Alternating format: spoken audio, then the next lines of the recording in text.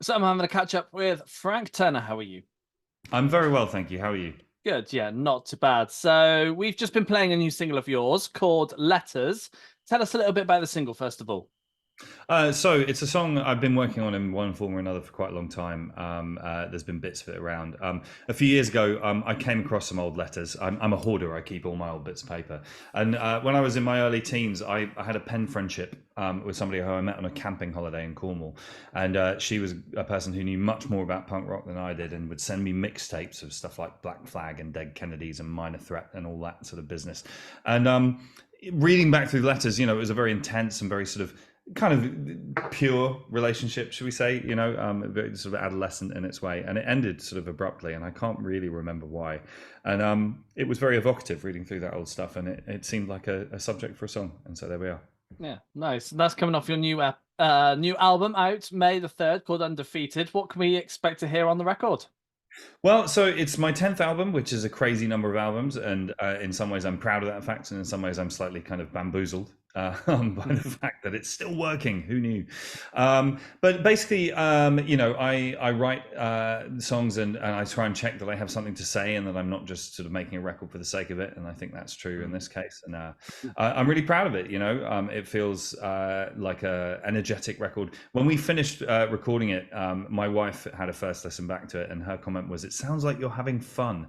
And I thought to myself, "Wow, that's a cool comment, actually." So it's a stylistically diverse record, but at its heart, I think it's a punk rock record, and I'm excited for people to hear it.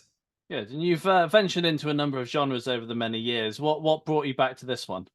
Well, I mean, its predecessor FTHC was very much kind of a foray back into the punk world after a few records being far away from that and trying out kind of history folk and electronic music and all that kind of thing. And it felt like a homecoming. And with this record, first of all, I'm still not over how cool that is, and it feels good. I'm enjoying it. But also, a huge thing for this record for me was I have a new drummer in my band for the last 3 years, and he didn't play on the previous record. This is his first time recording with me, and he's just so great. And the band is just sort of cooking with gas, as they say. We're a formidable live prospect at the moment, and I wanted to capture that on the record. So all of that led me down that particular garden path.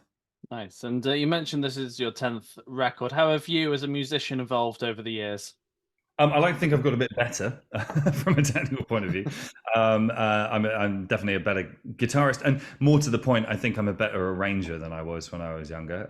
One would hope that with practice, these things get better. I mean, of course, if I listen back to my debut album, there's a certain kind of freshness and naivety to it that you can't really fake. You know what I Mm. mean? And I still stand by it. I'll say that. But no, I mean, I like to think this is me and my band kind of flexing our muscles as to where we stand now, and I'm proud of it. Yeah, great stuff. And you've got some live dates coming up. You're heading over to the US. You've got some Europe dates as well. I bet you can't wait to be touring again. Yes, definitely. It's worth saying, by the way. So I'm going to be touring this album into the ground forever, which I'm very excited. But for not particularly interesting logistic reasons, we announced the US tour first and then the European tour, and tons of people are like, "Oh my God, are you not playing the UK on this album?" And I'm like, "We're playing the UK on this album. Don't worry." There's an awful lot of UK shows. I mean, there's a bunch of festivals that are already on the docket and out in the world, but there's some UK tour dates that are imminent as well, and people should keep their eyes peeled for those. Yeah, nice. And we've had a chat many times at festivals, including Reading last year. I hopefully get to have a chat with you again at 2000 Trees this year. I bet you can't wait to be Yes. back there.